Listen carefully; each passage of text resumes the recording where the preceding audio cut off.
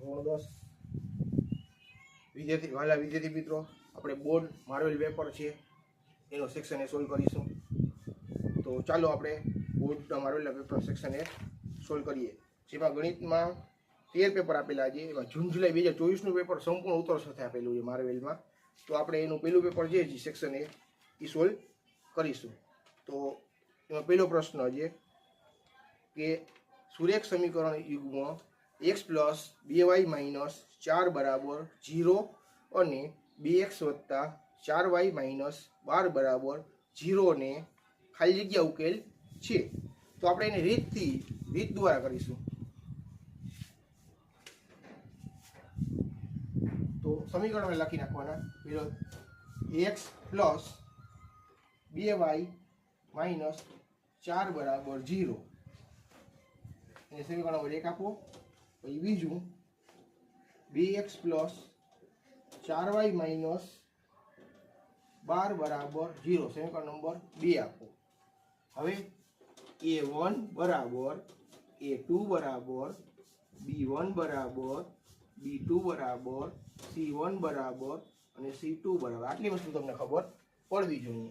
હવે જે x નો સગુણક હોય એને ત્યાં કાંઈ નથી એટલે 1 કહેવાનું. આપણે x નો સગુણક હોય એને a1 કહેવાય પહેલા સમીકરણમાં, y નો સગુણક હોય એને b1 કહેવાય બીજા, પછી જે અચળ પદ હોય એને c1 કહેવાય.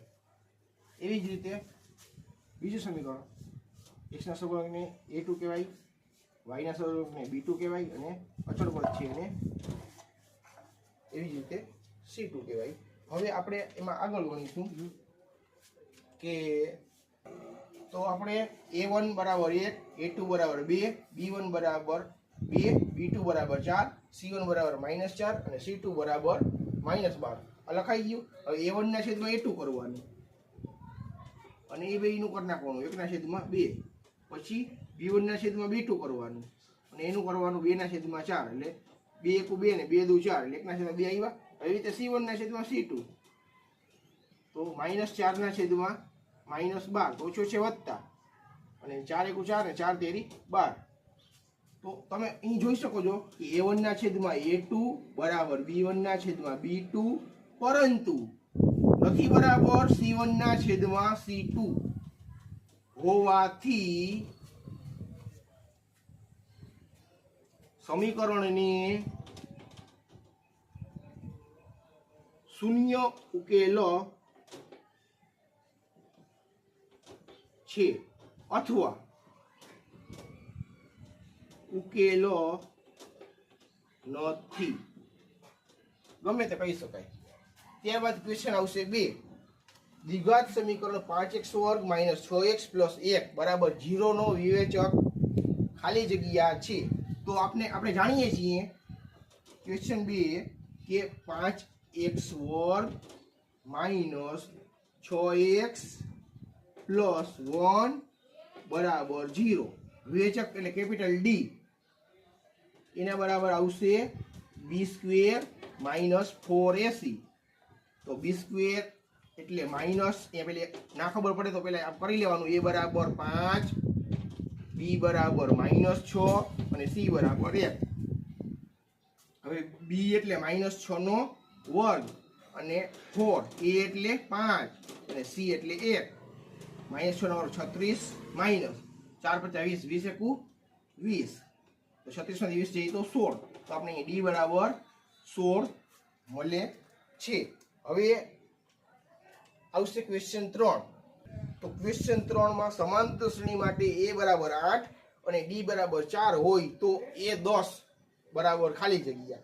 હવે આપણે સમાંતર શ્રેણીમાં ક્વેશ્ચન 3 માં કીધું છે કે a = 8, d = 4 અને આપણે શોધવાનું છે એટલે a 10 શોધવાનો છે. પણ આપણે અહીંયા ખબર પડી જવી જોઈએ કે n = 10 થાય એમ. n ની જગ્યાએ n ની જગ્યાએ 10 આપેલા છે એટલે આપણે n 10 લઈ શકીએ. તો આપણે સૂત્ર મૂકીશું કે an = a + n - 1 * d. તો a 10 = 8 પ્લસ 10 - 1 અને d એટલે 4 જે આપણે રકમમાં પહેલેથી આપેલા હતા. હવે 8 પ્લસ 10 માંથી 1 જાય તો 9 અને અહીં 4 તો 8 પ્લસ 9 ચોક 36 અને 36 પ્લસ 8 એટલે 44 તો આપણે એ 10 મળશે અહીં 44 આમ 10 ઉપર 44 મળે ત્યારબાદ આવશે ક્વેશ્ચન 4 તો ક્વેશ્ચન 4 માં બિંદુ 4 5 નું એક અક્ષથી લંબ અંતર તો જે આ પ્રકારનો પ્રશ્ન આવે ને કે બિંદુ 4 અને 5 નું એક અક્ષથી લંબ અંતર તો એક વાત અહીંયા ધ્યાન રાખવાની કે કોઈ પણ આપ્યું હોય બિંદુ એનાથી મતલબ ને એક અક્ષથી લંબ અંતર કીધું હોય ને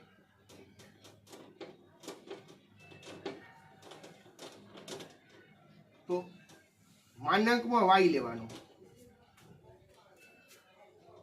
તો અહીંયા આનો y છે ને બિંદુનો y આમ લખી દો એટલે ગોટાળો ના થાય તમે y આમ પણ માનાંકમાં લેવાનો જે 5 છે એને માનાંકમાં લીધો તો જવાબ શું આવે 5 જ આવવાનો છે કદાચ એમ કીધું અહીંયા કે y અક્ષથી લંબ અંતર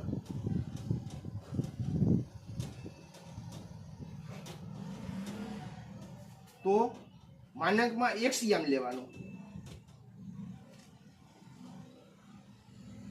તો x આમ આપણો શું છે આમાં બિંદુમાં આપેલમાં 4 તો આપણો જવાબ આવશે 4 આ રીતે આપને ચોથા પ્રશ્નનો એક અક્ષથી લંબ અંતર કીધું છે એટલે આપણું જવાબ આવશે 5 પાછળ જો એકમ લગાડેલો હોય તો એકમ લગાડો ન લગાડેલો હોય તો આમને રાખો અહીંયા આપને એકમ આપેલો નથી એટલે હાલશે 5 એના પછી નેક્સ્ટ ક્વેશ્ચન આવશે ક્વેશ્ચન નંબર 5 જો sin θ બરાબર cos θ તો θ બરાબર ખાલી જગ્યા અહીં પેપર 1 માં જરાક મિસ્ટેક છે જે 0 દેખાય પણ ખરેખર 0 નથી θ છે તેથી આપણે ક્વેશ્ચન 5 કે sin θ બરાબર cos θ તો θ બરાબર ખાલી જગ્યા આ રીતે આપેલી છે અહીં આપણે sin θ છેદમાં cos θ અહીંયા મળશે આપણે 1 આ cos θ જ્યારે છેદમાં લઈ જાવ તો કાંઈ ના હોય તો 1 ગુણાકારના નિયમ મુજબ હવે sin θ ના છેદમાં cos θ કયો નિયમ લાગુ પડશે તો કે tan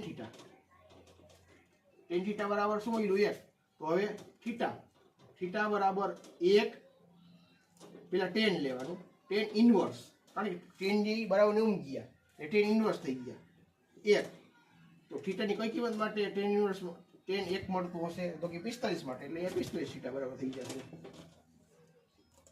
ત્યારબાદ આવશે ક્વેશ્ચન 6 જો સિગ્મા fi બરાબર 144 અને સિગ્મા fi બરાબર 50 હોય તો x બાર શોધો તો સાવ સિમ્પલ છે x બાર બરાબર સિગ્મા fi xi છેદમાં સિગ્મા fi આ સૂત્ર છે x બાર શોધવાનો છે આપણે તો fi xi આપણે આપ્યો છે 144 અને છેદમાં 50 તો x બાર બરાબર પહેલા આપણે આનો ભાંગાકાર અહીં જ કરી નાખશું તો શું છે તેમાં કહું તો આને બે વડે ઉપર નીચે ગુણી નાખો તો 44 ના 88 ને 1 ના 2 અને 50 દુ 100 હવે 2 પોઈન્ટ કાપી આકાય કે ના કાપી આકાય 1 ને 2 તો 2.88 આન્સર આવી ગયો તમારો ત્યારબાદ આવશે ક્વેશ્ચન નંબર 7 થી ખાલી જગ્યા ચાલુ થાય છે કે નીચે આપેલી વિધાનો સાચા બને તેમ કોષમાં આપેલ જવાબમાંથી યોગ્ય જવાબ પસંદ કરીને લખો ક્વેશ્ચન નંબર 7 થી 12 દરેકનો એક ગુણ છે તો એ પણ એટલું હાર્ડ નથી પૂછાતું હતું એટલે આપણે ક્વેશ્ચન 7 12 15 અને 21 નો ગુસ્સા ખાલી જગ્યા છે ચાલો 7મો ક્વેશ્ચન આવશે કે 12 15 અને 21 નો ગુસ્સા તો 12 15 અને 21 હવે 12 એટલે 2 ગુણ્યા 3 15 એટલે 3 ગુણ્યા 5 અને 21 એટલે 3 ગુણ્યા 7 હવે આપણે જાણીએ છીએ કે બધામાં સરખું હોય એને ગુસ્સા કહેવાય તો બધામાં સરખી સંખ્યા 3 છે તો આનો ગુસ્સા શું થાય 3 એટલે આપણે ખાલી જગ્યામાં જવાબ આવશે કે ગુસા 3 છે. ત્યારબાદ આવશે ક્વેશ્ચન નંબર 8. દ્વિઘાત આવે છે ક્વેશ્ચન નંબર 8. એમાં એમ કહે કે દ્વિઘાત બહુપદી x² - 6x + 1 ના શૂન્યનો સરવાળો ખાલી જગ્યા થાય તો x² - 6x + 1 બરાબર 0. તો હવે આપણે જાણીએ છીએ કે p(x) અથવા p(x) ના લખવું તો કાંઈ નહીં, બહુપદી ના શૂન્યોનો સરવાળો એટલે આલ્ફા પ્લસ બીટા બરાબર -b ના છેદમાં a. હવે અહીંયા x વર્ગના સગુણકને a કહેવાય, x ના સગુણકને b કહેવાય અને અચળ પદને c કહેવાય. તો આપણે માઇનસ સૂત્રનું, અને આ માઇનસ છે એ 6b એટલે છેદમાં a એટલે 1, તો ઓછો છે વત્તા પ્લસ 6 થઈ ગયા. 6 ના છેદમાં 1 હોય તો એને 6 જ કહેવાય. એટલે આપણે અહીંયા શૂન્યનો સરવાળો 6 મળશે. ત્યારબાદ આવે છે ક્વેશ્ચન 9 કે p પાછો રિપીટ થયું છે બીજું કે p ઓફ a બરાબર 0.62 હોય તો p ઓફ a બાર બરાબર ખાલી જગ્યા થાય. તો p ઓફ a બરાબર 0.62 તો આપણે p ઓફ a બાર બરાબર કેટલા? તો આપણું સૂત્ર છે જૂનું જાણીતું સૂત્ર છે કે p of a plus p of a બાર બરાબર 1. p ઓફ a એટલે 0.62 પ્લસ p ઓફ a બાર શોધવાનો છે અને 1. તો p ઓફ a બાર બરાબર 1 માઇનસ 0.62. તો p ઓફ a બાર બરાબર 1 માંથી 0.62 જાય અથવા તો 100 પૈસામાંથી 62 પૈસા જાય તો 38 એટલે 0.38 આપણો આન્સર જવાબ આવી જશે. ત્યારબાદ આવશે ક્વેશ્ચન 10. દર્શાવેલી આકૃતિ પરથી sin θ બરાબર ખાલી જગ્યા થાય. તો આપણે એક આકૃતિ આપેલી છે રકમમાં આવી રીતે. અહીંયા a છે, અહીંયા c છે અને અહીંયા b છે. હવે એમ કીધું છે કે sin θ બરાબર ખાલી જગ્યા. તો આપણે જાણીએ છીએ કે sin θ બરાબર સાબાના છેદમાં કર્ણ. તો સાબા એટલે અહીંયા થીટા એટલે આ થીટા સમજવાનું, ખૂણો સી જેવી થીટા સમજવાનું. તો સી ની સામેની બાજુ કઈ થાય તો કે AB અને કર્ણ શું થાય તો કે AC. AB ના છેદમાં AC. તો sin θ બરાબર ખાલી જગ્યા. તો ખાલી જગ્યા એટલે અહીંયા આપણે ખાલી જગ્યા તરીકે AB ના છેદમાં AC ઓપ્શન આપેલું છે એટલે એ આવશે. હવે આ ક્વેશ્ચન હવે આવે છે 11 કે વર્તુળને વધુમાં વધુ ખાલી જગ્યા સમાંતર સ્પર્શકો હોય છે. અહીંયા ખાલી સ્પર્શક નથી કીધું, સમાંતર સ્પર્શકો કીધું છે. એટલે ખાસ ધ્યાન આપજો કે કોઈ પણ વર્તુળ હોય, ધારો કે આ વર્તુળ છે એને કોઈ ક્યારેક અહીંયા આમ સ્પર્શક જાતો હોય, ક્યારેક અહીંયાથી આમ સ્પર્શક જાતો હોય,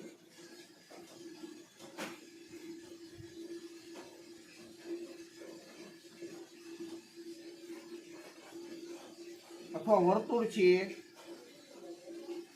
એ ક્યાંક અહીંયાથી આમ સ્પર્શક જાતો હોય, ક્યાંક અહીંયાથી આમ સ્પર્શક જાતો હોય,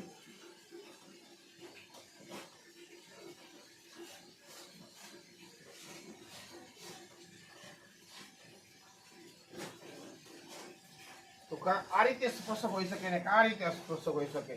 કા વર્તુળ આ પ્રકાર આપ્યું હોય ને કા વર્તુળ આ પ્રકાર આપ્યું હોય. તો કોઈ પણ વર્તુળ હોય એને વધુમાં વધુ 2 અથવા અંકમાં આપ્યું હોય તો આમ 2 સમાંતર સ્પર્શકો હોય છે. ત્યારબાદ આવશે ક્વેશ્ચન નંબર 12. 11 હતો, હવે ક્વેશ્ચન 12. એમાં આવશે કે z બરાબર 20, x બાર બરાબર 50, તો એમ શોધો. તો આપણે આગળ એક ત્રણેયના વચ્ચે સંબંધ દર્શાવતું એક આપણે બધા જાણીએ છીએ સૂત્ર છે કે z બરાબર 3m માઇનસ 2x બાર, તો z એટલે 20, 3m શોધવાનો છે, માઇનસ 2x બાર એટલે 50, તો 20 બરાબર 3m માઇનસ 50 દુને 100. હવે 3m બરાબર પેલા આવશે 20, કારણ કે આપણે 3m બરાબર લીધું છે, તો 3m બરાબર 20, પછી આ 100 જે બરાબર ની ગયા, તો પ્લસ 100 થઈ ગયા, ઉલટાવી નાખ્યું મેં, આ 100 આમ જાય એટલે 20 વત્તા 100 થાય, 20 વત્તા 100 આ સાઈડ લઈ લીધું અને 3m આ સાઈડ હતું એને આ સાઈડ લઈ લીધું, બાકી બધું એનું છે, કાંઈ ફેરફાર નથી. 3m બરાબર 20 વત્તા 100 એટલે 120, તો m બરાબર 120 છેદમાં 3, તો કેપિટલ M બરાબર, કેપિટલ M બોલે તો અહીંયા મધ્યસ્થ છે, બરાબર આવશે એના 40. તો આમ આપણે ક્વેશ્ચન નંબર 12 નો જવાબ 40 મળે છે. આવે છે કે નીચેના વિધાનો ખરા છે કે ખોટા તે જણાવો. તેમાં 13 થી 16, તો 13મું છે ક્વેશ્ચન નંબર 13 છે, શૂન્યેતર સમય સંખ્યા અને અસમય સંખ્યાનો ગુણાકાર અને ભાગફળ સમય હોય તો આ વિધાન કેવું આવશે, તો કે ખોટું આવશે. શું કામ, તો કે કોઈ પણ સમય સંખ્યા ગુણ્યા અસમય સંખ્યા બરાબર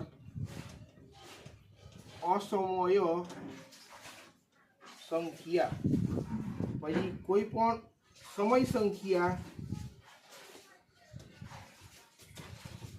ભાંગ્યા અસમય સંખ્યા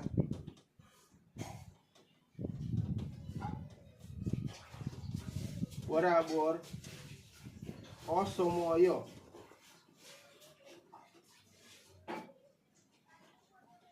સંખ્યા મળે, એટલા માટે એમાં વિધાન આવશે ખોટું. હવે આવશે ક્વેશ્ચન નંબર 14, જેમાં આપણે આપેલું છે કે y બરાબર p ઓફ x, એના શૂન્યની સંખ્યા છે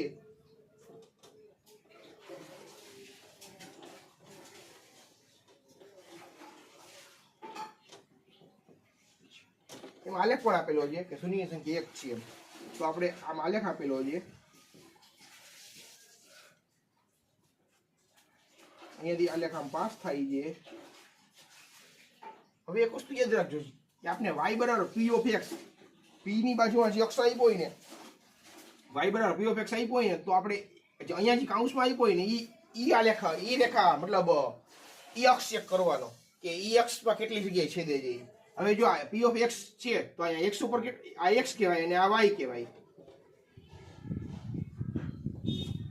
અહીંયા x ઉપર કેટલી જગ્યાએ છેદે છે, તો કે એક જગ્યાએ, તો આમાં શૂન્યની સંખ્યા 1 છે, તો આવશે જવાબ આપણું વિધાન ખરું છે, એટલે આમાં ખરું. ત્યારબાદ આવશે 15મું, દ્વિચલ સુરેખ સમીકરણ યુગ્મની રેખાઓ સમપાતી છે, આ સ્થિતિમાં સમીકરણને અનંત ઉકેલો છે. તો આપણે બધું સૌ જાણીએ છીએ તે પ્રમાણે કે કોઈ પણ દ્વિચલ સુરેખ સમીકરણ આપેલું હોય એમાં જે સમપાતી આવે, સમપાતી રેખાઓ, સમીકરણનો પ્રકાર જ્યાં કે સમીકરણનો પ્રકાર સમપાતી હોય તો એનો ઉકેલ હોય ને, ઉકેલ એ હંમેશા અનંત જ હોય, એટલે આ વિધાન આવશે ખરું. ત્યારબાદ ક્વેશ્ચન 16 આવશે કે કોઈ પણ ઘટનાની સંભાવના -1.5 હોઈ શકે, તો કે ના, આ વિધાન જે કેવું છે તો કે ખોટું, કારણ કે ઘટના જે હંમેશા કોઈ પણ ઘટના જે કોઈ ઘટનાની સંભાવના 0 થી 1 ની વચ્ચે જ હોય છે, એટલે 0 થી 1 ની વચ્ચે હોય ઘટનાની સંભાવના, એટલે આપણે અહીંયા -1 પાસે આપી છે, જે ખોટું આવશે. ત્યાર પછી વિદ્યાર્થી મિત્રો, નીચે પ્રશ્નોના એક વાક્યમાં શબ્દમાં અંકમાં જવાબ આપો. પ્રશ્ન નંબર 17 થી 20 જે માત્ર ઉત્તર ટાઈપના નાના પ્રશ્ન જવાબ આવે છે. એમાં પ્રશ્ન નંબર 17 આપેલું છે કે સમાંતર શ્રેણી -5, -1, 3 અને 7 નો સામાન્ય તફાવત શોધો. તો આપણે જોઈ સામાન્ય તફાવત એટલે આપણે એને ડી કહીએ છીએ. તો ડી બરાબર a2 - a1. ક્વેશ્ચન નંબર 17 છે એમાં ડી બરાબર a2 - a1 આપણે કરીશું.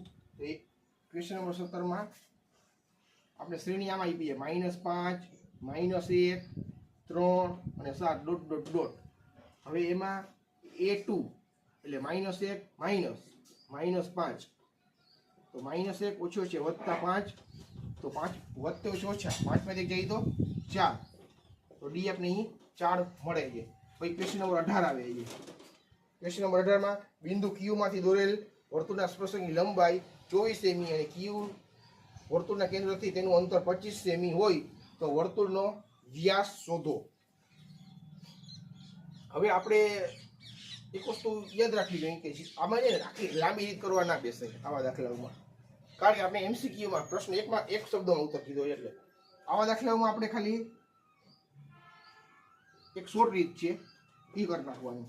આપણે પાયથાગોરસની ત્રિપુટી લઈ લેવાની. એમાં આપણે 24 અને 25 આપેલા છે. તો આપણે બધા જાણીએ છીએ કે 7, 24, 25 એ પાયથાગોરસની ત્રિપુટી છે. ભાઈ 3, 4 ને 5 એ પાયથાગોરસની ત્રિપુટી છે. 11, 60 અને 61 એ પાયથાગોરસની ત્રિપુટી આવે છે. તો આવી બધી ત્રિપુટીઓ છે ને કોઈ પણ બે માં પાઈ તો ત્રીજો આપણે આના ઉપરથી સરળતાથી મેળવી શકાય. એટલે આપણો અહીંયા જવાબ આવશે 7. અહીંયા આવશે 7 સેમી. કોઈ સેમી આવી કોઈ કે જે આપણે સેમી આવી આપણે અહીંયા સેમી લઈ 7 સેમી. એટલા માટે આખી રીત કરવા ના બેસાય આમાં MCQમાં. નાની હેલી રીતથી જવાબ આવતો હોય તો હેલી રીતથી શોધી શકાય.